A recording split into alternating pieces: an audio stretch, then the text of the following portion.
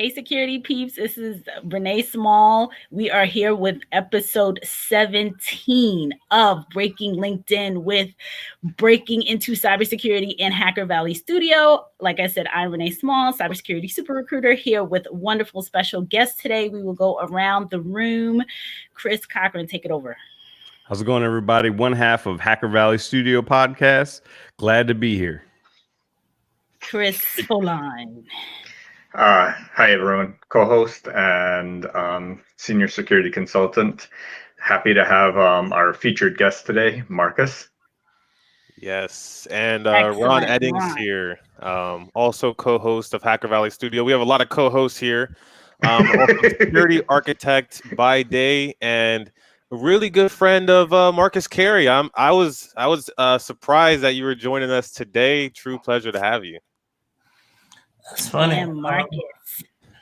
Yes, it's good to be here. I don't know if people know, but I've known Ron since he was 17 years old, and before he even was into cybersecurity. So, first time I saw Ron, he had a CCNA book, and he was studying the CCNA. Yeah. And it was we met at a public broadcasting studio. So this is very similar. This whole vibe. He was working part-time there, and he had a CCNA book, and I was like, "What you doing with a CCNA book?" You know, and I pretty much told him, "Hey, I'm really into tech, and man, we've hung out a lot even when he was young. So it's so awesome to see Ron and how awesome he is doing in his career. So knowing somebody up, and I look at him as almost like a nephew. So we're really tight. I don't know if people know that, but that's my guy. Yeah. What would you say is the biggest change you've seen in him over the years? He got a lot more muscle. Yeah, definitely.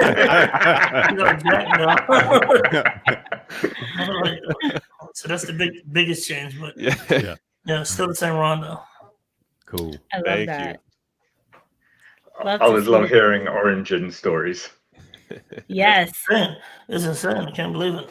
But I'm like super lucky in that way that I mentor a lot of people, and so I mentor a lot of people, and it's just good to see people winning and being successful. So it's something I've done my whole life, and it's just like it starts adding up. So I always encourage people to, mentor people and help people out, and because you never know. And Ron's like one of the people. I point to my boy Ron. I was like, look, this is my guy. He's killing it. Mm-hmm. So, yeah, he's one of my experiments. It's always so good to have a mentee that soars, and then you can say that's the example. Look at what Ron did. I tried to tell y'all. Right? Exactly. Marcus, how do you find good how do your mentees find you, or how do you find mentees? Man, I'm a weirdo. I used to have my bio that I'm a compulsive mentor person. So when I see people trying to win, and it's the same way with my kids too. If I find somebody that's trying to do something, and they really earnestly trying to do it, I'll support the heck out of them. And so I used to have, me, Ron, and a couple other people. Some people are I can think of one person that's really crushing it too, that I met near around the time as Ron. And I used to bring people together. I used to teach them cybersecurity, used to teach them code. So there's a lot of Rons out there that I've helped. So it's just like if I see somebody that's earnestly trying to do it, like, hey, let me help you out. And so on the tech game and security game, I just like to help people out. But it could be anything. So that's just my personality is just doing that. And so I learned that, and it seems to work, and I've been able to help a lot of people and be a blessing to a lot of people. And I just encourage everybody else to do it too. That's what the Tribal Hackers book's all about too, by the way. It's just sharing information like that. What about your mentors? Who were some of your mentors, and how did you get in linked up with them? So I was that annoying kid growing up. I used to ask questions all the time, and I used to answer all the questions all the time too. So I was that kid in class. If the teacher asked, my hand was going up. Hey, hey, pick me, And so I always I think that I was just built a certain way, and I've always gravitated towards like smart people. And so like sometimes people are intimidated to smart people, but I would always gravitate towards them and ask them questions. So I tell people I ask more questions. There's no such thing as a stupid question. So I'm never afraid to ask questions, and that's what I recommend people do. Ask more questions, and you get more. You start asking more questions, and then you get more answers. And so a couple of my mentees, as y'all know, I worked at NSA for a while. One of my top mentees, shout out to my man Eric Booth. Eric was an NSA guy. He's retired now, but he was the first. And I'm Black. If you didn't notice, he's the first brother that I met that was like a hardcore technologist. And Eric's probably about 10, 15 years older than me, maybe older, about 20 years older than me. But I used to go over his house, and I used to go over his house, and he used to really like he had everything before it came out. It was so dope. I mean, Linux, any kind of OS, any kind of routers, all that stuff. He had that at his house, and so he made me start building up a lab. And then even at work, he did R&D for NSA. And at NSA, you get software before anybody gets it. Like, so we had like VMware, we had like all kind of stuff that like this that wasn't even out. We had in our lab in a lab at Fort Meade. And so I was like, I knew stuff that was going to come out and blow before it even happened. So I had like a little unfair advantage. But Eric was a brother, and he just took me under his wing, and he just showed me all this new technology. And so I followed his footsteps. I did a master's degree from the same college. So that is my number one mentor. So that's a question that we've been talking about for a while. Education, certification, experience. What are your views on that? So I'm like, look, when I was growing up, I was taught that hey, you need to be educated. You have to have a degree. I was like super poor growing up, and so I didn't have no money or nothing like that.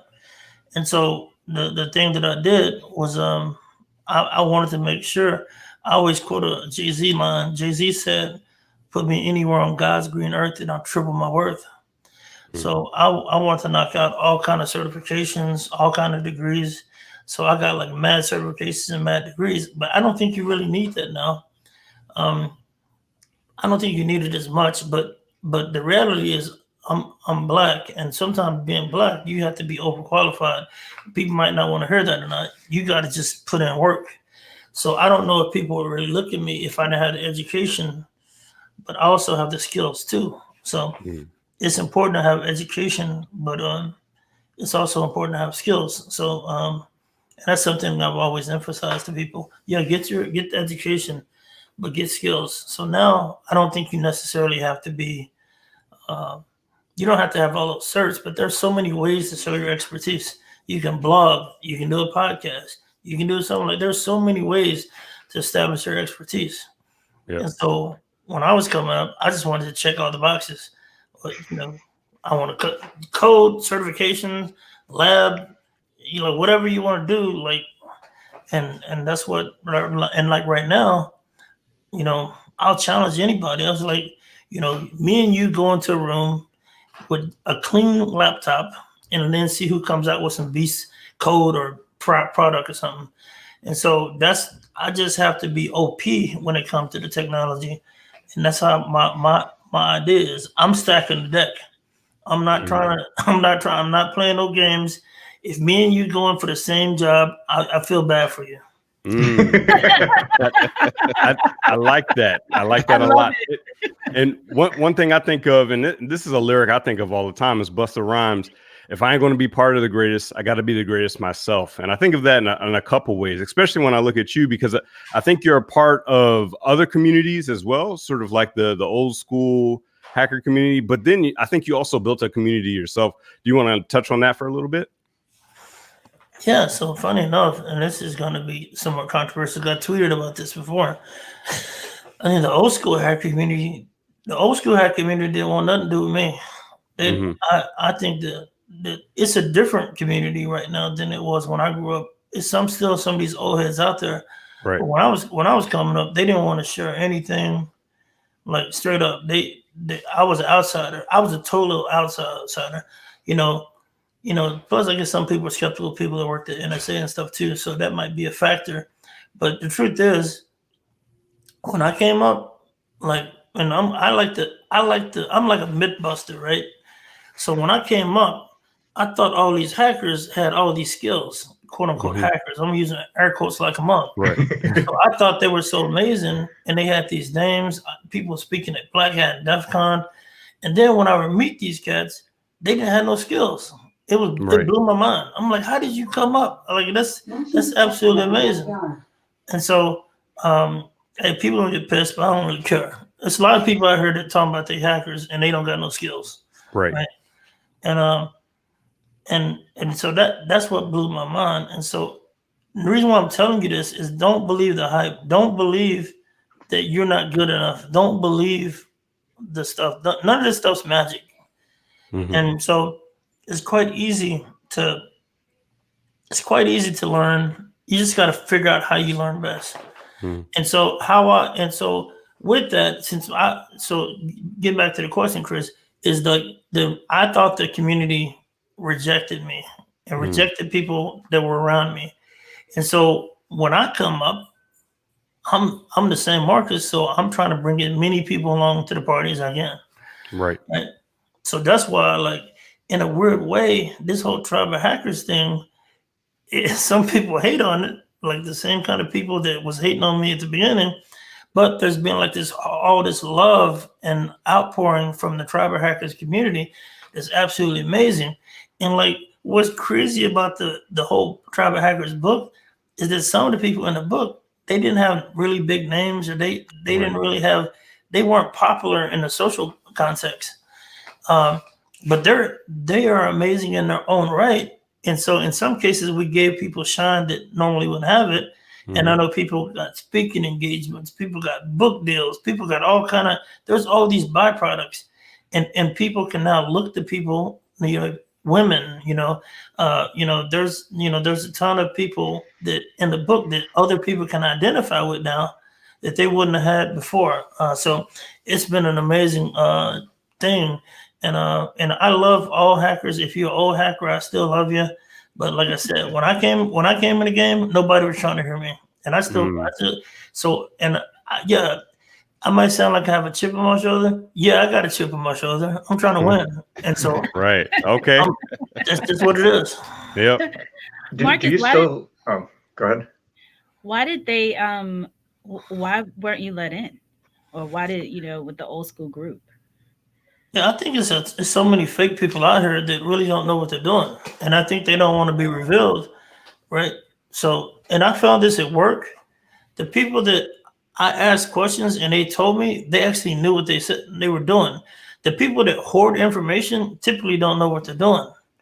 And so people don't want to be revealed as frauds. And I'm not talking about imposter syndrome, right? And, it's people out there really pretending that they're amazing and they know everything. And most of the time, those people are clueless. So it's not imposter. So imposter syndrome. Most of the time, if you think you're an imposter, that's what I tell people. If you think you're an imposter, you're probably not an imposter, because that means you have some kind of conscience and you're trying to win, and you know that you don't know a lot of stuff. So I think that people want to hold on to their positions, and sometimes they don't know what they're doing, and they don't want to be revealed. So when I go around, I think I'm a threat to people, man. I'm really about this life. So if you guys run, like you talking about coding, let's code. You talking about TCP/IP, let's talk about that. Let's talk whatever it is. And so sometimes people feel threatened by that. And so I'm not a threat. If anything, I'm one of those OGs that's gonna help you on and put you on. But sometimes it comes across as a threat, and people that don't know what they're doing, they scared of me. Yeah, I remember when you first dropped the book, and there was like some people on Twitter talking about, oh, these people in the book aren't necessarily experts because I've never seen their work before. And it's like, well, this is the reason why. This is they haven't had a platform. Now they have a platform to present, their ideas, their thoughts, and provide that diversity across outside of just people that are OGs in the field. Do you feel very intentional? Yeah. Go ahead, Chris. I was going to say, do you feel that there's still a lack of imagination for some people to see themselves in the industry, and that's something that we still need to change? Yeah, I think that people think it's a bunch of magic and all that stuff, and they think it's beyond their reach. And I tell people to just keep on at it. Like, I'm a country boy. I grew up I was born in my grandmother's house, so you can't get more country than me. I was the poorest kid I knew growing up. I didn't have no technology. Like some people were born with a lot of computers and stuff around them, like my kids. But like when I was growing up, I didn't have nothing. And so what I want people to understand is you don't have to come from some crazy background to be able to, like, you're good enough. And so you can start at one area and then keep on picking stuff up as you go. I didn't know TCP/IP. I didn't know internet working. I didn't know hacking. I didn't know Metasploit. I didn't learn. I had to learn all that stuff. You keep on learning. It's a continuous learning thing. And so cybersecurity is interesting because you always have to learn. Because there's always a new type of technology out. But my tip though is learn the basics super well. Learn how the things work from underneath, and then build your knowledge on top of that. Because every time something comes out, if once you get into this, you've seen it before. Oh, it's a new language. Like right now, I'm in a Golang, right? But I'm good at Golang because I already knew I've been programming other languages. React's out. I knew JavaScript, so I could jump in there and do React. But yeah, so that's what I'm saying. Just jump in there. Nobody knows everything. Don't be intimidated. That's what you got to do. Yeah, I think one thing that people should definitely take away from all of this is what you said in the very beginning is like when you first got started, there was a lot of people that didn't have the skills. They had like the certifications maybe and the name, but no skill set. I think it's also the same for people breaking into security. They might have the degree, they might have a few certs, but if you show up to that job interview without the skill set, and you get asked some tough questions about programming, TCP/IP, you're going to be exposed. So I think that that's a huge and valuable takeaway to not only do your education, but make sure your skill set is tight. All you got to do is tumble down that rabbit hole, and you'll find out what they are soon enough. So I feel like a student today, a real student. I love this. So we shout out people who come all the time. So Dr. Georgia Bailey is here. Kevin said this is powerful. Jamal says that we've been doing providing an invaluable experience in this space. Keep it up. And then Marcus, people are just like, you are the truth, that you're dropping jewels. Marcus is the truth. Back then they didn't want you. Now they hot. They all up on you now. That's that Texas thing right there. Everyone is flocking to Texas too. Yeah, that's for sure. Yeah. Nothing beats understanding and building on the fundamentals. So, people I think really, really appreciate this candid conversation. Especially, some of the things that you've been saying, Marcus, overall. So are there any other questions anybody else wants to add before I jump in again? Yes. Marcus, when it came to the Tribe of Hackers books, you had the original, you had the red team, which was the original, then the blue team and the leadership one. Are there any common threads that you notice all throughout all the different series that you feel that is just so instrumental that people need to know?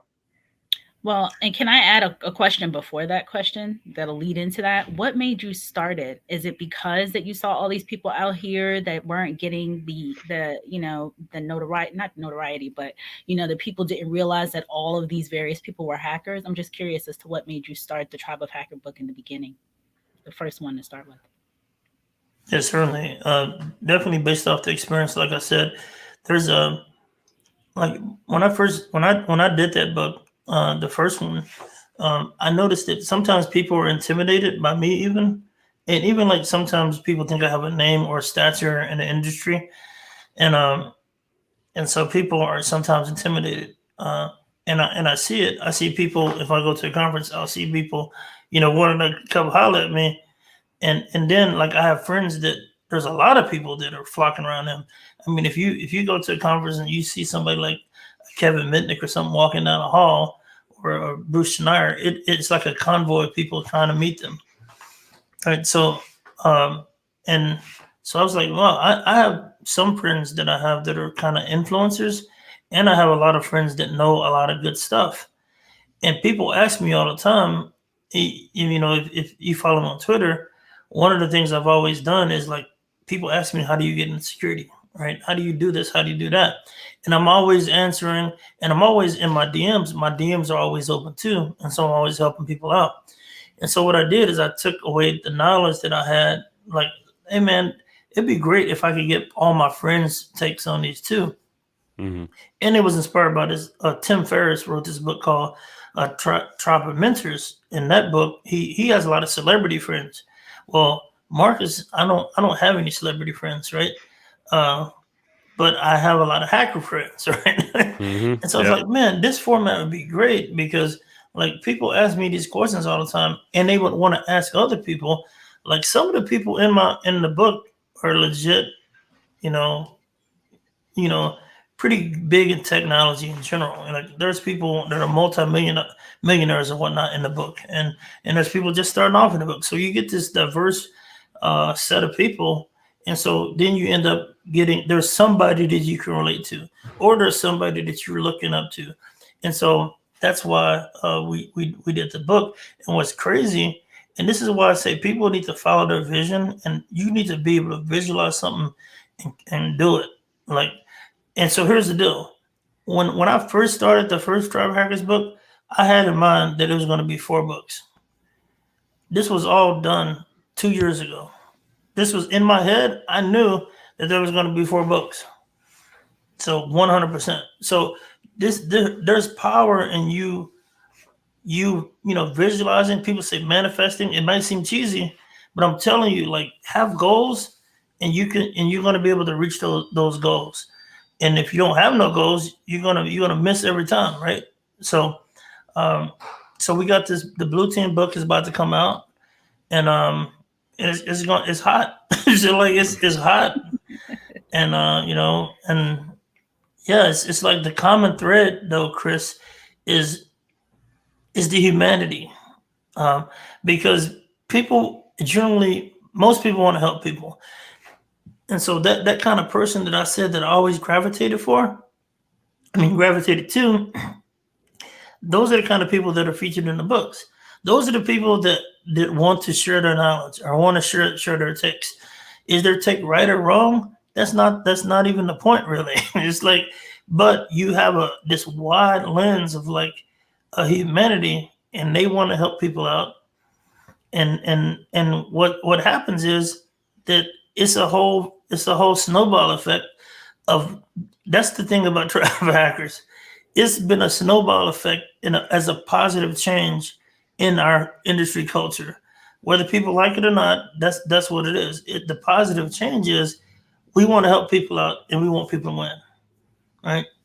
And we want to be good. We want to be good to everybody. And that's, to me, that's the common trait in the Tribe of Hackers. There's definitely some tech stuff in the books, but mostly it's about, look, we're all human. I didn't know what I was doing when I was coming up either. Here's what I've learned along the way. That's what the golden nuggets are in the books. Yeah. And I love the fact that in the books, you have people answering the same question, but there isn't a consensus across those questions. You got different perspectives and different ways of looking at a problem. And I think that's one of my favorite aspects of the books. I appreciate that. Yeah, it's good. And like I said, shout out to Tim Ferriss because I saw that, and that model was based off that book, and it's worked out. I mean, I've had people say, I'm into cybersecurity now. I have this career now, and I'm like, man, it is such a blessing to be a part of it. And like I said, shout out to all the contributors. I'm just kind of like a conduit, like a vessel that was able to get all the stars aligned and get those books done. I'm really happy about it. Yeah, and I think we almost missed out on the 3 Little Hackers and Think and Code. Did you do the same visualization for those? Did you already have them planned out? And like, I know that I want to do this, and I just got to put the plan in place. For everyone that doesn't know, those are the children's books. My son now wants to code all his homework, so I told him the story. Yeah, I told him the story about your son, Marcus. Please tell us more about that. Yeah, so again, so most of the things I do in life is based off what people tell me, and I learned, like, people say, "Hey, how did you teach your son how to code?" And then so I was like, "This is how I taught my son how to code." I kind of gave him something that I go through this thing. Basically, if you want your kid to code, you have to be able to give them something that they care about solving, and this is the same for adults. And so, but people sometimes struggle with, like, how does coding work, and how does memory work, and how does all this stuff work? And so so I had it in my mind a year ago that, hey, it's probably well over a year ago. I was like, man, I could write a children's book and tell people and to teach kids how it kind of works in their mind. And I had an idea to use their memory as memory. And so then I started looking for an illustrator, and like I couldn't find an illustrator. So what I did is I bought my own drawing pad, and I drew everything myself. So I drew all the images and did all the design myself. Again, get into your mind. Oh, so I paid for an online illustration course, and I started taking my own illustration course. So you're never too old to learn and never too old to pick up new skills. So so in the future, so basically I did that book, Think and Code. Think and Code is awesome because it tells kids how code works, and it's going to make coding more approachable. And I know it's worked because of the feedback that I've got. And also wrote a book to keep kids safe online called The 3 Little Hackers, where it's an adaptation of the 3 Little Pigs. And the 3 Little Pigs, they built 3 different houses. So basically, I put three little pigs in 3 different security scenarios, 3 cybersecurity scenarios, and the wolf is the bad hacker, the black hat is trying to get them. And so illustrated and drew that book too. So I tell you what, so everything you learn in life is going to benefit you. I actually was pretty good at drawing earlier. I took those illustration classes, and now I know that I learned a lot more about Photoshop. So my presentations in the future are going to be fire. So it's like that's how. It's a question up here though. We want to take that. Yeah. I see a question in front of me. Yep. So can you speak to the value of interpersonal and management skills needed for security implementation and governance, leadership, change management, experience, etc.? That's from Jamal. Yeah. So I'll tell you what, like, and I take I'm such a nerd. But I think that it's probably because I was in the military too. So what I've always been able to do is when I've been leading teams and things of that nature, is always try to have a deep understanding of how it works. You don't have to know everything as far as like getting down to the keyboard, but you got to know what you're asking of your people to do, whether it's compliance and somebody talking about governance.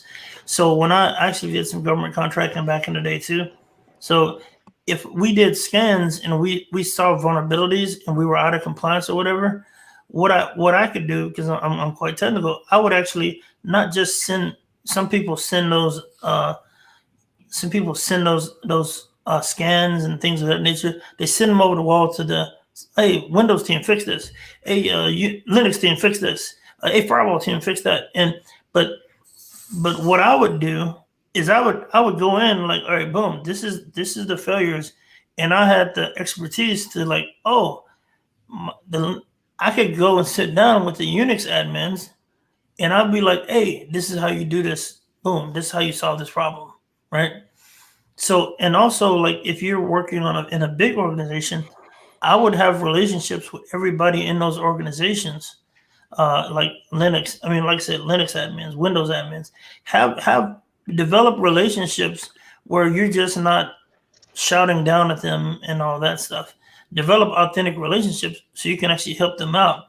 So you're helping them do their job in a secure way. Sometimes people have an adversarial relationship with cybersecurity people, right? And so you don't want that. You don't want that to be. You want to help them do their job, and you want to help them do it in a secure way. Because sometimes that's all they need is a little bit of help or guidance on where to get the resource from. Sounds like you hack the process all the time. Oh yeah, man. It's just all about, man, life is about being good with people. And like even like in those crazy situations, like my end goal is like if you work with me, and that's what I tell my employees when I ran my company, I want to make you better at what you do when you leave here. So, salespeople that work with me at ThreatCare are beast salespeople wherever they're at. Sales engineers are beast people wherever they're at. I just want to help develop people. And somebody asking about ThreatCare. Yep. So Ahmed wants to, and Marcus, we shout out these questions because sometimes it is a podcast on iTunes too, so they can't read it, or they might be listening and not visualizing. So Marcus, can you tell us about the success story of ThreatCare and how and why did you start it? Yeah. So when I was at one of the jobs, it's like, here's the deal. Like many times your superpower is right there in front of your face and you don't see it. And like my superpower throughout my career is understanding how things work, like systems work, and understanding how to test those systems in order.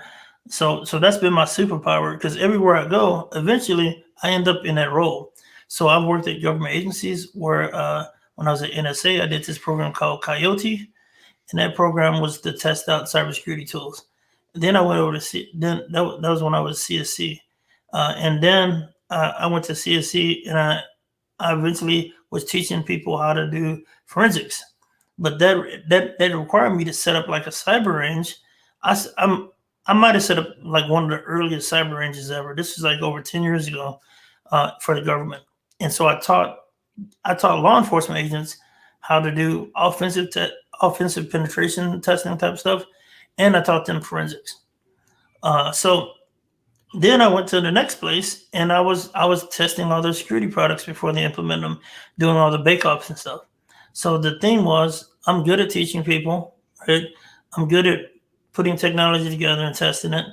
And so wherever I go, I end up doing the same thing. So pay attention to your superpower, right? My superpower on Twitter is people come ask me a lot of questions about how they do their career, how to do red team, how to do red, that turned into Tribe Hackers, right? ThreatCare came from me testing all these different things, me doing all these bake-offs for I did it for the government. I did all these bake-offs, all these different products. So I wanted to automate those things that I was doing. I wanted to take Marcus and put Marcus in software to be able to test stuff out. And so, and that's how I created my company. Always listen to what you want to have credibility in what you do. And I mentor a lot of business people, and I tell them, like, what do you do best? Like, what do you do naturally? Like, I naturally teach. I could teach all day. I could mentor people all day. That's nothing. And so what are you better at? What's your superpower? So I kind of look at myself as the Black Charles Xavier. Do y'all see this? Do y'all see all the Marvel stuff up there in the back? Yeah. So I'm a big Marvel fan. So I think I'm the Black Professor X. So when I work with people, I actually say, look, what's your superpower? How do we harness that? And how do we make that your multiplier? Mm-hmm. So the challenge is find your superpower. It could be a company. It could be a series of books. Like, I'm good at explaining how to code. That's a book. I'm good at talking about cybersecurity awareness. That's a book.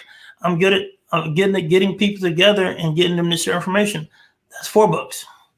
So that's how life is. Figure out what you're best at.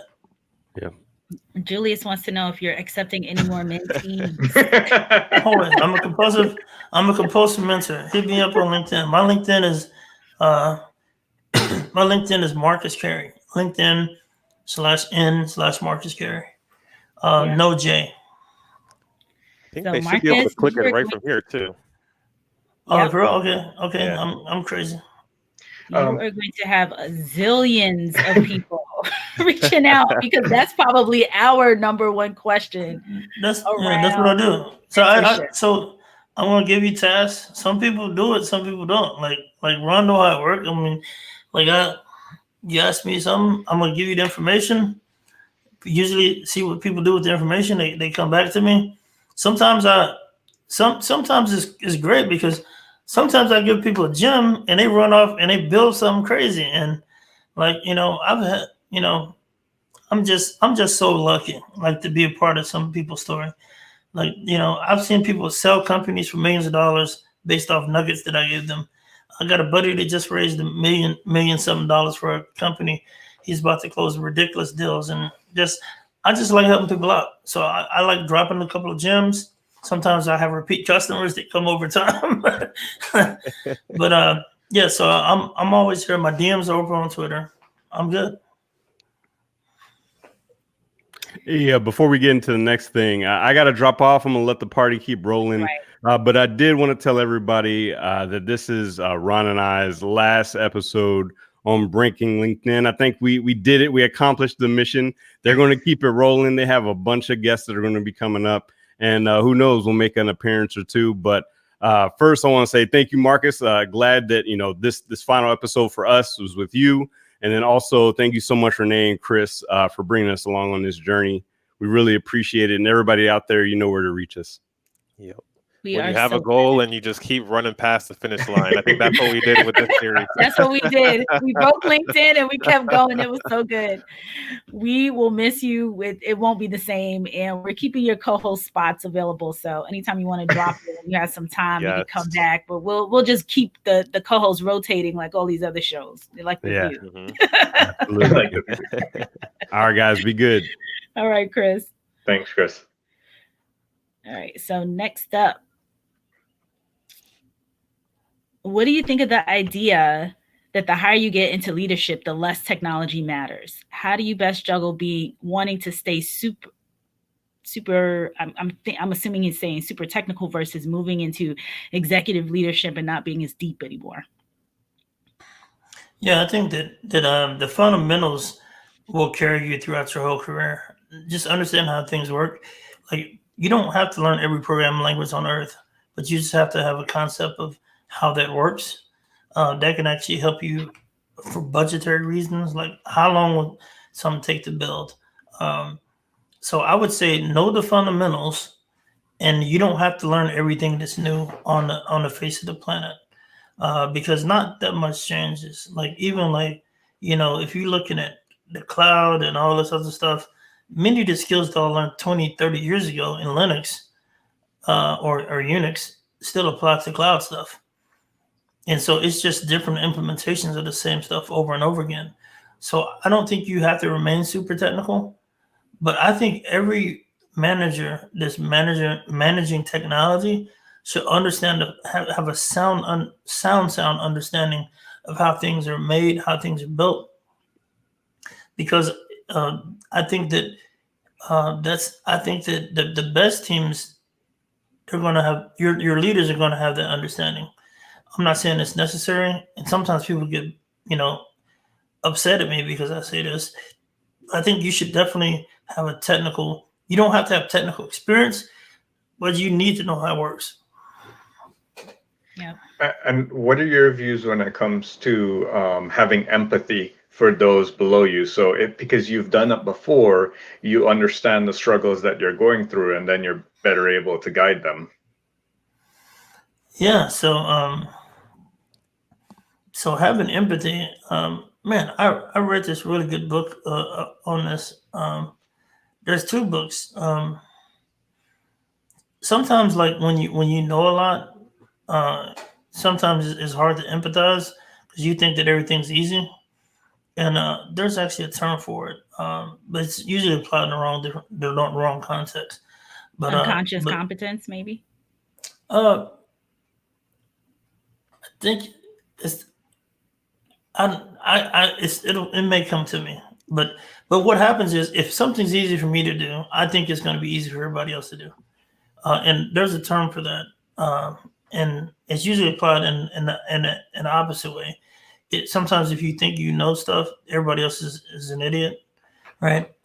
So, but here's the deal: like empathy is like certainly being able to put yourself in anybody's shoes, and the key part of that is being approachable from a leadership perspective. Are you approachable? Can people ask you a question? There's no such thing as a dumb question, and breaking that barrier. Look, sometimes people are scared for their job and their positions. Like, oh, I can't ask that question because they're going to think I'm an idiot now. I know what I'm doing. So it kind of like as a leader, you have to open yourself up to be open to those things. And so the best, one of the most powerful things that anybody can say is, I don't know. So your junior personnel under you, you need to let them know that, hey, it's okay not to know stuff, but we need to know how to find the answers. And so just focus on that. Let's focus on finding answers. You can ask me, or you know where to get the answers from. You don't have to know everything. So there's no such thing as a perfect candidate. Funny enough, we're on LinkedIn.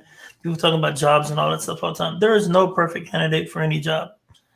You're not going to know everything that you have to know. So the key is getting in there and and grinding and learning as much as you can. I think it takes about 6 months for people to get their footing, no matter what their background is.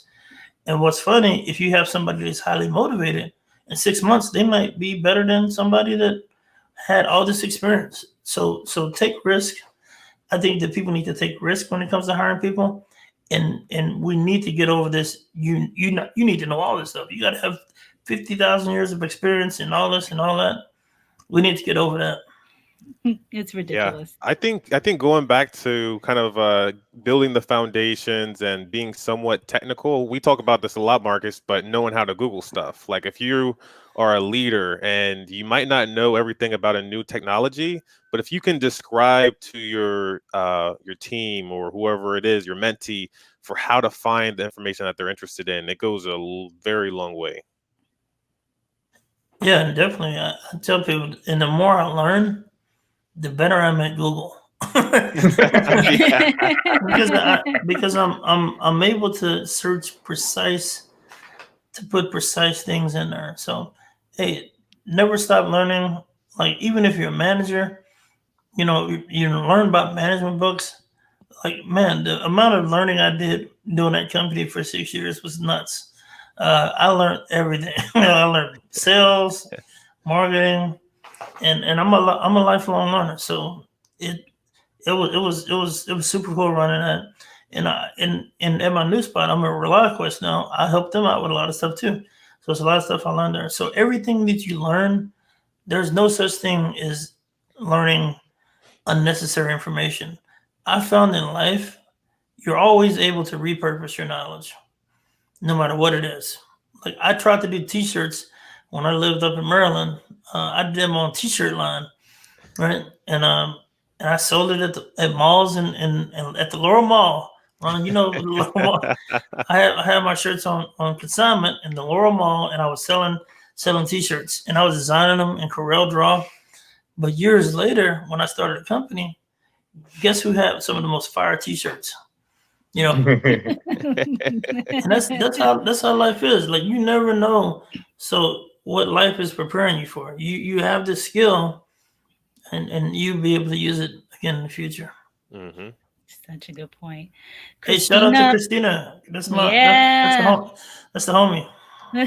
She says, thankful to Christina Maria. Thankful to have been part of the original tribe of hackers, and thank you. Hi, and thank you to Marcus.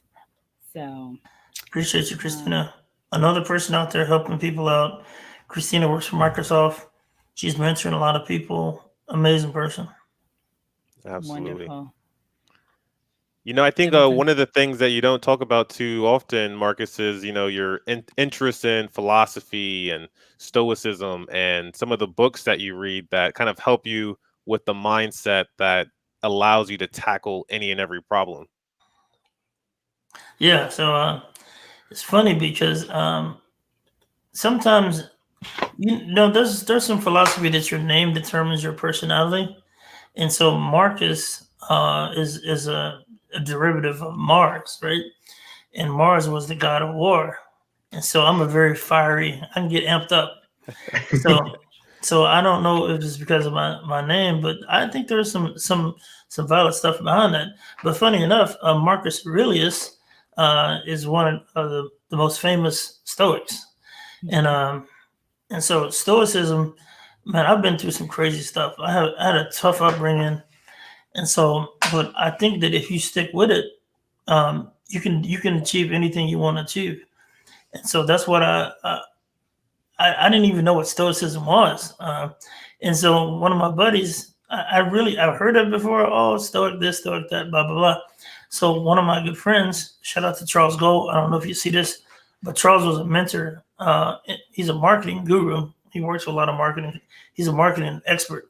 He sent me the Daily Stoic, which is a book. Mm-hmm. And it has every day, it's like a little journal kind of thing. You can do daily meditations. So some all kind of different people. So I love that.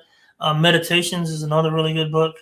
But yeah, so it's just at the end of the day, I'm just trying to make people believe that, like, look, you can do whatever you want to do, and just keep this really positive attitude, and then you can conquer any goal you want to. And I'm living evidence of that.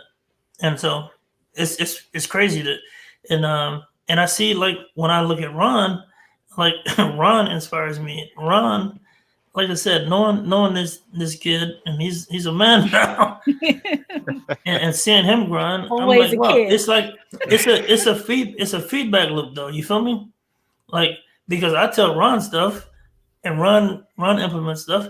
And now it's like Ron tells me stuff, and I'm like, oh snap! All right, thank you very much. and so there's this saying that you're going to be 20% better or worse than the people you hang around. Yes. And so pick good people to hang around. I'm not just talking about technical. I'm talking about morally. Like, you don't want to be hanging around dirtbags, Mm-hmm. Hang around people that are go-getters and doing something. Hang around, if you want to help people out, hang around with people that help people out. If you want to be technical, hang around with technical people. And so, if you want to be a jerk and all that, hang around with jerks. That's easy, right? So, but that's it. You're going to be 20% better or worse. So I'm trying to hang out with people that's doing amazing stuff. So, you know what I'm saying? Like, and if you hanging around with me, you know what I'm saying? I'm going to expect that, you trying to strive and you trying to win too. So, hey, let's win. Scarcity is a myth as well. So scarcity is an absolute myth. So there's plenty of financial information.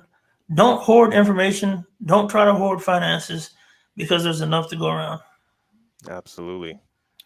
For sure. Jupiter Black says Stoicism and the Art of War should be read to everyone in high school. Yeah, I agree. Marcus says, I don't know who wrote this. I think that was Christina. Oh, okay. She's grabbing your book. Okay, so Marcus, I'm trying to switch from GRC to engineering and cloud security. I'll grab your book. However, what do you recommend to build a skill set at home? Some examples: home lab, certification, any specific books? So if you're trying to do engineering and cloud security, I would just recommend, here's what I recommend to everybody. You need to, first, definitely cloud. Create some Amazon accounts, build some little microservices, lock them down. rinse, repeat. Scan them, make sure they're locked down. Understand all the tools that you can do to lock down to lock down Amazon, and then I wouldn't do a home lab per se, but I would, and they have a lot of training too, by the way, on how to do that stuff. So I just recommend you just go into the cloud, try to build some easy, lightweight stuff. There's actually apps that you can deploy that you don't even have to learn how to code. You can get something ready to deploy it, lock it down, play around with all the different features that you can lock down stuff, backing up stuff. There's a lot of different things that you can do to learn how to do cloud engineering and security. So and also what I would say is what I recommend people do if you want to get into security, like try to have a technical skill that you're really good at. So if you're good at networking, understand how to lock a network down, right? If you're good at Windows administration, learn how to lock that Windows system down and do incident response on it. If you're good at Linux, learn how to lock down Linux. That's the gateway to get right into the game, right? Is to be able to master defending what you already know. Sometimes people, when they try to do stuff, they go in something left field. Like I was talking to somebody the other day. I mentor a lot of people, entrepreneurs. So entrepreneur was like, "Hey, I'm making a ton of money in the event space. Now I want to start a clothing company." I'm like, why are you doing a clothing company? That's like not your expertise. That's not your superpower. They would just be like Spider-Man saying he wants to fly like Superman, you know? So in sports, and this is probably a hood saying, PYP, play your position. so learn your superpower, stay in that lane. So I know some of y'all have nice cars. Y'all have lane assist on your cars? Where if you try to get out of the lane, it'll like nudge you back over. Some people need lane assist. You know, I've been listening to Gary Vee a lot, and he was like, "I stay in my lane real tight." Like, that's what I'm saying. In like your lane. Yeah. Gary Vee, man. Gary Vee did do all the stuff. He launched a wine company and he sold it in like a year or so. Like that's crazy because he's the wine guy, and so. What do you know? Like I said, what's your superpower? If you don't have a superpower, you can ask your friend. If you don't know what your superpower is, ask your friends, what do you do better than anybody else? Also, I would recommend, what do people constantly ask you to hook them up with? Hey, can you do this website for me? Or can you do it? Hey, it's always right there in your face if you don't know what it is. Mm-hmm. Right? It's like Daniel. Daniel was able to kill, David and Goliath. David killed Goliath because he was expert at the slingshot. That dude had mad skills with the slingshot. You know what I'm saying? He was the only person that wasn't surprised when he won, right? What is your slingshot? You know what I'm saying? What is your slingshot? And be able to wield that joker like crazy. So. Oh man, Marcus, you are amazing. There's so many there's a couple comments here that I will say, but I know we have to wrap because it's noon Eastern over here. So Romy says, I normally recommend doing an audit on your friends or contacts to see who can impact positive and negative. So that's talking about being around the closest people. You're the average of the 5 people you spend the most time with. That one I think came from Ratish Pillai. And Philip says, build, secure, and break. Oh, and I would add one. That's my homie. I would add one more thing to what you said about anybody, trying to break into the field, is do exactly what Marcus said. The person that asked about cloud, do exactly what Marcus said, and then put it on your resume. So you put, I did this project. This is what I'm doing. Not as full-time experience, but it's work that you did. It's a project that you did, and that adds to the pivot of you going from the GRC role into the cloud role. 100%. You don't have to do it every day, but you just have to know the knowledge to do it. There's some stuff I do once a year, right? But I know how to do it. Yeah. Yeah. Wow. Yeah. Thank you so much for joining us, Marcus. We really appreciate it. Yeah. Yep. Absolutely. Always a pleasure. It's been a learning experience for me, and it's just been amazing. So thank you so much. Appreciate y'all. Thanks for having me. Absolutely. So folks, this will be the last version of Breaking LinkedIn with the co-host from Hacker Valley Studio. I'm crying inside, but we will have tons of co-hosts coming. We're still going to be here. They will come in, when they're not using their superpowers to save the world, they will come in and bless us with their presence every once in a while. Right, Ron? That's 100%. 100%. Okay. Thanks, everybody. Have a great weekend. Bye. All right.